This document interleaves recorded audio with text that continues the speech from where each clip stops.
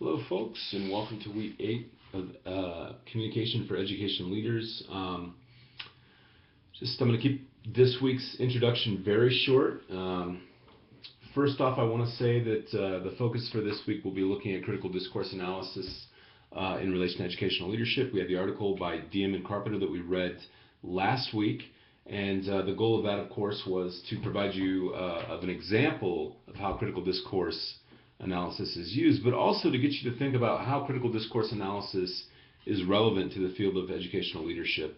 And so for this week, for your prompt, I will more than likely offer up some form and critique of a policy or practice, and then have you come up with different ways in which you can communicate the critical analysis piece to stakeholders, including community members, students, as well as teachers and staff.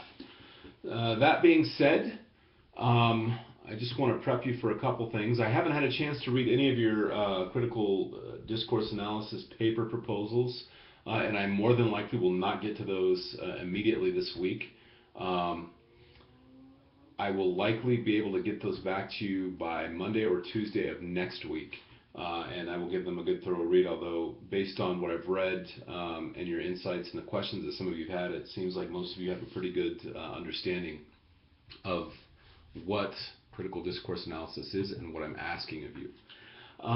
Moving on to the readings for next week, I have several readings that I'll be asking you to read. And of course, the focus for next week is the public sphere, public pedagogy, and public intellectualism. And this is also very closely related to critical discourse analysis and the field of communications. In the public sphere, you'll read Jürgen Habermas's work, and it's an old work, but it's a very seminal work. And that will be one required reading, and it will be posted on the course UNM Learn site.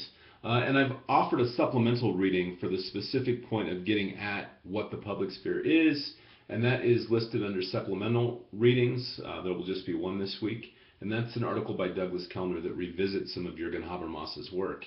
In relation to the notion of public pedagogy, I actually thought that it would be best as we move forward to have a firm understanding of what public pedagogy is, and so I have an article by Jennifer Sandlin, O'Malley, I believe it's Burdick, and Schultz. And they have a piece where they just basically map the history of what public pedagogy is and describe different types of public pedagogy in relation to research. Now, while this is oriented towards research, I want you to think about it, how it plays out in terms of practice and the different public pedagogies that we encounter on a daily basis in terms of discourse. Last but not least, I have an article written by Mark Lamont Hill. Some of you may know Mark Lamont Hill from his work with MSNBC, and I believe that he does work with also CNN. Mark Lamont Hill is a professor in education, or received his PhD in education. He was at Columbia University, and he's moved on to another institution, but he also spends his time writing and working and doing stories for MSNBC. So he really embodies what a public intellectual is. And the purpose of assigning his reading was to get you to really focus in on what it means to be a public intellectual. There's a lot of different ideas about what a public intellectual can be. Some people say that a public intellectual is someone that is a scholar but very outspoken and an activist. And other folks have made the argument that teachers and principals and just about anyone can be a public intellectual. So I want you, when you read about what it means to be a public intellectual, to think about what it means to you specifically in your context, and what you might speak out on behalf of, and the types of issues that you're dealing with. So that's basically the summary for this week.